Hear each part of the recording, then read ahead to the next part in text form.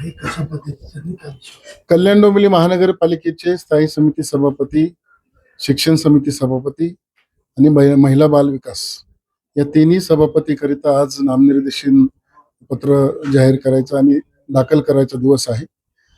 महायुतीच्या वतीनं आज भारतीय जनता पार्टी आणि शिवसेनेचे प्रमुख पदाधिकारी या ठिकाणी आम्ही सगळेजण, महापौर मॅडम, कविल मॅडम, तसेच आमचे उपमहापौर राहुलजी दामले, सभागृह नेते वरुणजी पाटील, शिवसेनेचे गटनेते राणेसाहेब आणि मी असे आम्ही सगळे सन्माननीय नगरसेवक नगरसेविका उपस्थित होतो. भारतीय जनता पार्टीला आज शिक्षण समिती सभापती म्हणून भारतीय जनता पार्टीकडनं अभिजित सदानंद थरवळ, आमचा भारतीय जनता पार्टीचा युवा कार्यकर्ता आहे, युवा नगरसेवक आहे, त्यांचा आज फॉर्म भरलेला आहे शिक्षण समितीच्या सभापतीकरिता. आणि थोड्याच वेळात शिवसेनेकडनं स्थायी समिती सभापती आणि महिला बाल विकास याकरिता ते फॉर्म भरतील. आता आम्ही भारतीय जनता पार्टीच्या वतीने फॉर्म भरले. ते बिनविरोधच आहे का त्याच्यावरती चुरशीची महायुतीकडनं आम्ही सगळ्यांनी बसूनच हे सगळे निर्णय घेतलेले आहेत.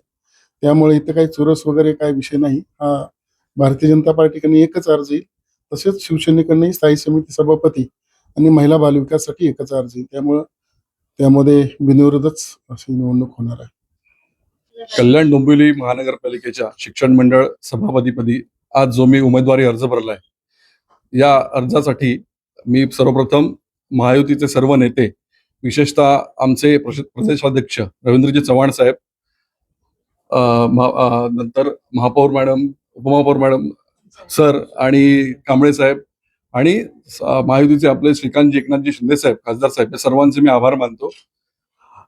कल्याण डोंबिवली ही एक शैक्षणिक आणि सांस्कृतिक नगरी म्हणून ओळखली जाते. तर त्याच प्रकारे आपल्या कल्याण डोंबिवलीचं जे शैक्षणिक मंडळातर्फे जे काही कार्य होईल ते त्याच उत्तम प्रकारे होईल याची आम्ही काळजी घेऊ. विद्यार्थ्यांच्या ज्या काही बेसिक पायाभूत ज्या काही गरजा असतील, शाळेचं डिजिटलायझेशन असेल किंवा ज्या काही त्यांना विद्यार्थ्यांना आधुनिकीकरण ज्याप्रमाणे अद्ययावत शिक्षण करता येईल, यासाठी आम्ही सर्व प्रयत्न करू.